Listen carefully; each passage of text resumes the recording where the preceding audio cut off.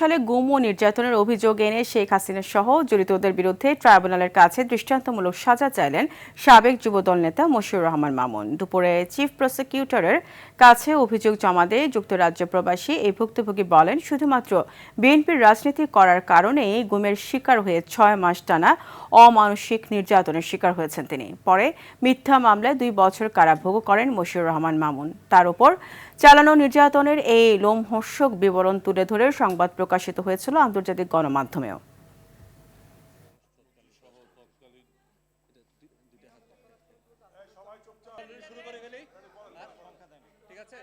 6 মাস টানা অমানসিক নির্যাতন করা হয়েছে। আমাকে দেখেই তো আপনারা বুঝতে পারছেন আমি একটু হাঁটতে পারছি না। আমি এক সময় প্রতিদিন 5 মাইল দৌড়াতাম, খেলাধুলা করতাম।